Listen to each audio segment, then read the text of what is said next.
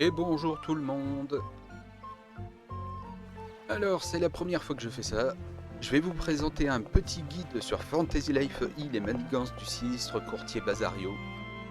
Le DLC qui est sorti récemment. Premier d'ailleurs. Sur ma chaîne Twitch, avec l'aide de différents followers, nous avons trouvé les meilleures manières d'obtenir le plus de points et d'éclats dorés. Et je vais vous présenter ces différentes astuces. Donc sur Hypnagogia, quand vous voulez vous lancer, vous allez utiliser des glands.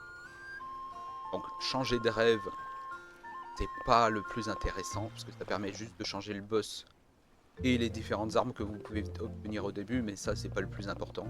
Donc principalement vous utilisez entrer dans le rêve. Si vous voulez obtenir des glands, le plus simple et le plus rapide aussi, c'est d'aller dans la boutique pour vendre des légumes. Alors vous récupérerez un gland par légumes vendus, ce qui fait que au minimum vous pouvez avoir 30 glands à chaque fois. Donc c'est parti.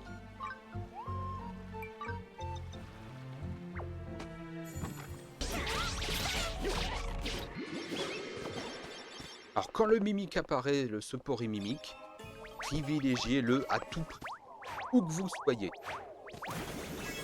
Je vais le poursuivre pour pouvoir l'obtenir. C'est pas nécessaire de... Alors ça c'est absolument parfait, c'est exactement ce que je voulais vous présenter. Donc pour ça, vous avez le combat à mort et la pièce au trésor. Si vous tombez dessus, c'est absolument parfait. C'est ça qu'il faut privilégier le plus. Donc faites attention quand vous êtes au combat à mort, parce que chaque ennemi peut one-shot, mais vous aussi vous pouvez one-shot les ennemis, sauf le boss. Cela vous permet comme ça de récupérer le Droniki. Le Droniki, c'est l'objet essentiel quand vous faites ça. Le Droniki, c'est l'objet essentiel dans l'Hypnagogia. Je vous montrerai ça un petit peu plus tard. Alors, pour les différents chaudrons, je vais vous présenter ce qu'il y a. Donc, nous avons le cochon. Moi, je l'appelle comme ça. Il s'appelle le Gruicotron. Bon, je préférerais l'appeler le cochon. Donc comme vous le voyez en haut, il vous indique exactement ce qu'il va vous donner principalement. Donc vous avez les objets de craft, les potions, les bombes et de la nourriture. Donc vous avez l'insertion automatique avec ZL qui vous permet de donner automatiquement les objets et exactement la bonne quantité en général. Il peut arriver que ça dépasse un petit peu, mais c'est vraiment pas très grave. Donc le Gruicotron, le cochon, c'est celui qui coûte le moins cher. Il ne demande que 100 de ressources. 100 points de ressources. Alors, c'est pas mal, mais l'inconvénient, c'est qu'il donne beaucoup de consommables. Et les consommables, maximum, ça rapportera 500 points par consommable. Donc ça peut être intéressant, mais c'est loin d'être suffisamment rentable, sauf si vous avez la chance de tomber sur l'OVNI. Le deuxième chaudron, c'est la chauve-souris. Celui que je trouve le plus intéressant. Il ne coûte que 200 activés, il rapporte des équipements, et les équipements sont ceux qui rapportent le plus de points. Donc si vous avez la possibilité de le privilégier, faites celui-là en priorité. Au moins vous récupérez beaucoup de points. C'est un gros avantage. D'ailleurs, sur celui-ci, je vais vous montrer, j'ai le Droniki. Dronirika. Alors, sur celui-ci, je vais vous montrer, j'ai le Dronirika. Celui que vous obtenez dans la pièce spéciale, soit en combat, soit avec les coffres. Donnez le Droniki au chaudron et il vous permettra de le rentrer en frénésie. Et la frénésie, ça fait que vous pouvez activer le chaudron.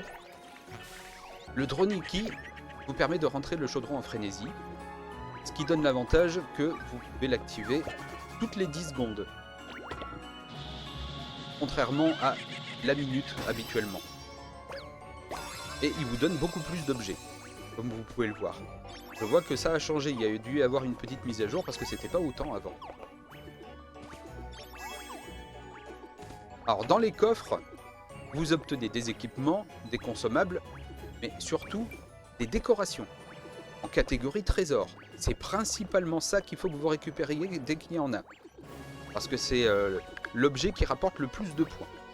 Donc dès que vous en avez, vous pouvez les récupérer en premier. Après, si vraiment il y a une arme plus intéressante comme un meilleur arc, comme je le dis, les arcs, c'est ce qu'il faut privilégier, récupérez-les à tout prix. Vous avez également les personnages que vous pouvez récupérer, mais bon, c'est pas important. Les équipements comme ça, avec le contour arc-en-ciel avec des étoiles, c'est également ce qui rapporte le plus de points. Donc vous pouvez aussi les privilégier si vous n'avez rien d'autre. Là, on n'a que des personnages. Les consommables, moi, je vous dis, surtout ne les prenez pas. Parce que ça rapporte pas beaucoup de points. Les consommables qui sont comme ça, au maximum, ça rapporte 500 points par consommable. Et ça n'a pas du tout d'utilité.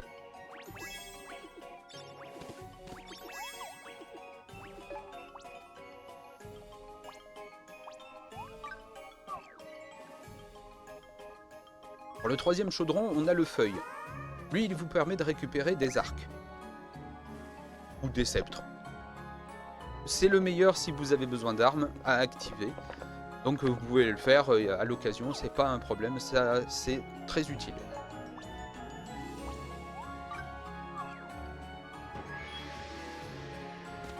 Le dernier chaudron, qui à mon sens est le moins utile, même s'ils ont réduit son coût, parce qu'avant il coûtait 400, maintenant il est à 300.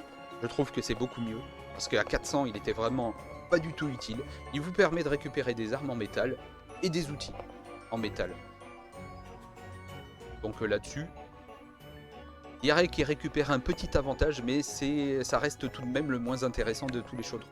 Donc comme je vous ai dit, le plus intéressant, c'est le chauve-souris. En deuxième, c'est le feuille. En troisième et en quatrième, ils se valent. C'est le martosaure et le cochon. Et on va aller voir le dernier chaudron. Et pour le dernier chaudron, le meilleur de tous, mais aussi le plus cher, puisqu'il est à 1000 points, le roi Piu Piu. Comme vous le voyez en haut, vous avez la possibilité de récupérer des éclats dorés, ce qui vous permettra de récupérer les meilleurs objets. Et vous aurez également le taux le plus élevé d'objets que ça vous donnera.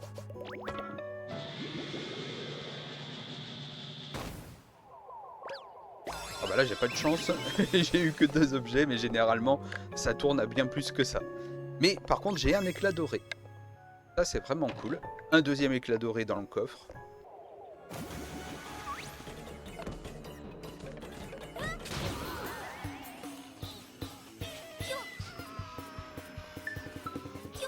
Alors quand vous récupérez le headbang, c'est l'idéal pour récupérer le plus de ressources possible. Et ça peut également vous aider à détruire des objectifs, comme le mannequin. Si vous n'avez pas assez de puissance, ça peut bien aider.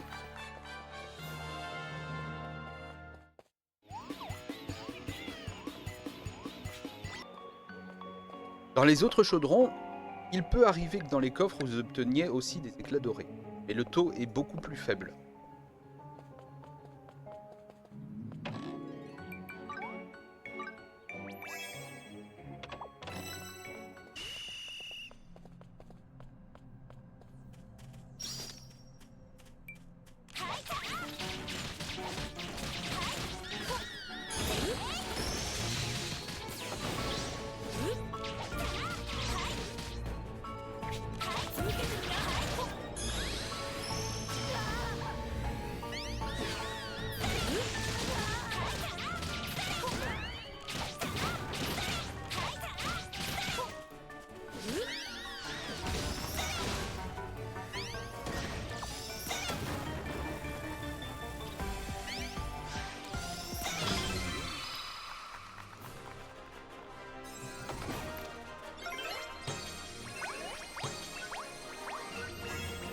Alors sur les boss, il peut arriver que vous ayez un éclat doré.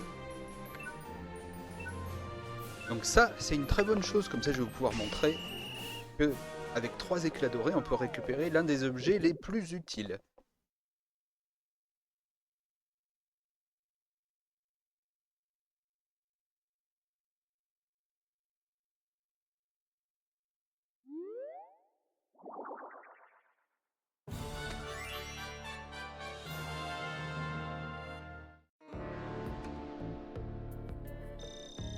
Donc là, en solo, j'ai réussi à avoir un score de 500 000. Je suis sûr que je peux faire plus. Je pense que depuis la mise à jour qu'il y a eu il n'y a pas très longtemps, il y a eu une petite mise à jour, je crois. Je crois qu'ils ont fait une petite mise à jour là, il y a très récemment. Ils ont changé quelques petites choses. Comme vous pouvez le voir, il y a des articles qui rapportent très peu, donc cela c'est pas très important. Les consommables rapportent 500 points, qui n'est pas excessif. Mais bon, si vous en avez une dizaine, ça fait 5000, alors que quand vous regardez les équipements, c'est entre 2000 et 5000. Donc équipement ou consommable, c'est peut-être plus intéressant de récupérer les équipements avec le deuxième chaudron, comme je l'ai indiqué, le chauve-souris, plutôt que le cochon. Et surtout, les trésors. Donc tout ce qui est décoration. C'est ce qui rapporte le plus de points, donc n'hésitez pas à aller dessus. Comme vous le voyez, le sac de joyaux secrets, c'est ce qui rapporte le plus. On est à 30 000 points pour un joyau secret. Donc on passe à la suite. Alors là, je pense que grâce à cette toute petite mise à jour, d'ailleurs, je ne l'ai même pas vu passer, et que je ne sais pas du tout quand est-ce qu'elle a eu lieu, mais je suis sûr qu'en multi, on doit facilement dépasser le 1 million de points. Je crois que j'essaye ça d'ailleurs. Ce que vous pouvez privilégier ici, ce sont les équipements de Dawn. Pour les artefacts légendaires, ça peut être pratique. C'est bien plus rapide de les obtenir ici. Ensuite, vous avez ceux-ci, les obsidiennes, pour crafter les meilleures armures. Donc ça peut être aussi à privilégier. Donc moi, comme en ce moment, j'ai déjà fait tout ce que je voulais en obsidienne, et que je continue à utiliser les équipements de Dawn pour pouvoir équiper mes alliés. Donc je vais récupérer ça. Je vais partir sur les cornes. Ensuite, le reste, les gemmes d'XP, vous n'en avez vraiment pas besoin.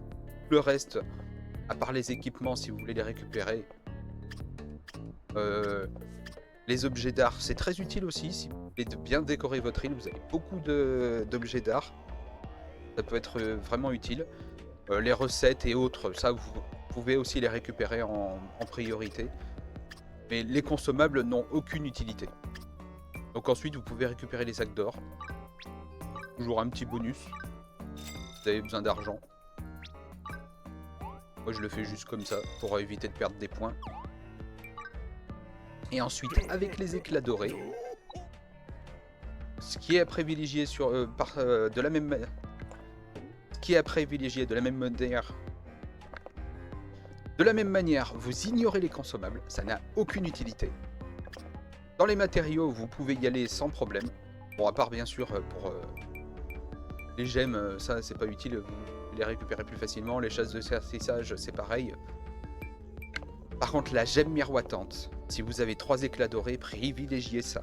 C'est ce qui permet de faire le polissage pour les armes. Vous êtes toujours bienvenu.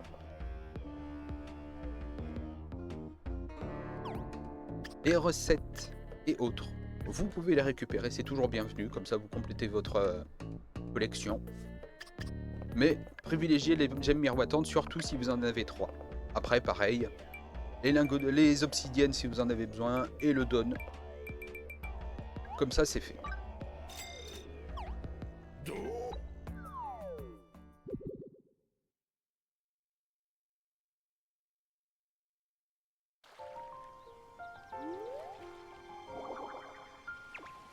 Donc je pense que maintenant, depuis la toute petite mise à jour que j'ai pas pu passer, je suppose qu'en solo on doit pouvoir dépasser largement les 600 000 points.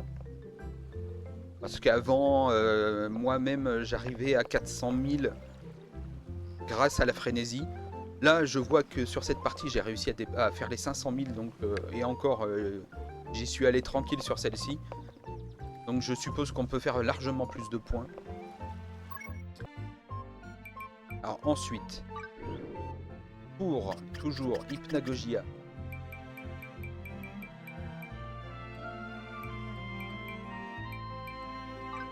le coffre. Les effets, ils vous sont indiqués ici. Le headbang vous permet de tout détruire, littéralement. Moi, je l'appelle, c'est l'étoile de Mario, en gros. Vous pouvez tout casser, absolument tout ce qui vous gêne, sauf exception des poissons. Sur les poissons, ça ne fait rien, malheureusement. L'ange follet. Bah, ça vous donne un petit bonus sur les objets. Donc, quand vous tuerez des ennemis, vous aurez un petit peu plus d'objets. Meilleure qualité également. Et sur les chaudrons, ça vous permet d'avoir une meilleure qualité d'objets également. Et d'avoir plus de coffres et d'objets qui seront droppés par le chaudron. Le diablotin follet, je pense que vous pouvez l'enlever à chaque fois en vous téléportant. Parce que sa petite chance d'obtenir un objet rare est tellement faible qu'à côté vous allez trop perdre d'objets. Donc lui, vous pouvez vraiment le laisser tomber de côté, sauf si vraiment c'est le premier que vous récupérez et que vous avez rien en objet, alors vous pouvez tenter. Mais bon, comme je vous le dis, la probabilité est tellement faible que ça n'a vraiment pas de sens de le récupérer. La bombe, jusque là, j'ai pas trouvé l'intérêt. Hein, quand elle explose, vous perdez tout, sauf si vous avez un peu de chance d'obtenir un objet rare, mais c'est tellement faible que laissez-le tomber, plongez dans l'eau, téléportez-vous, comme ça au moins vous êtes tranquille.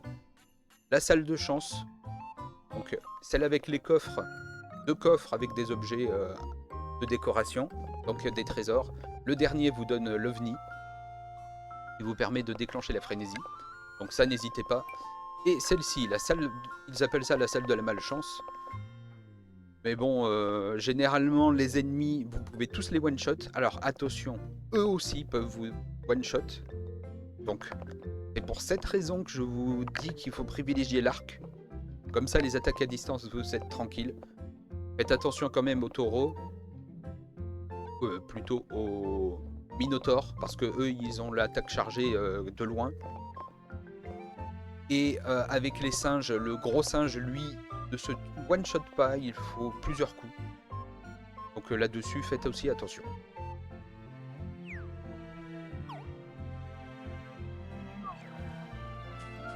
Qu'est-ce que je peux vous rajouter d'autre ?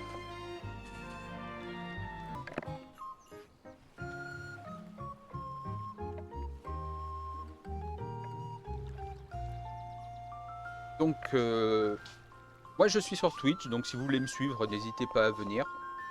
Comme ça, vous pourrez même participer. De temps en temps, je fais des donjons en multijoueur, donc si ça vous intéresse, n'hésitez pas à venir.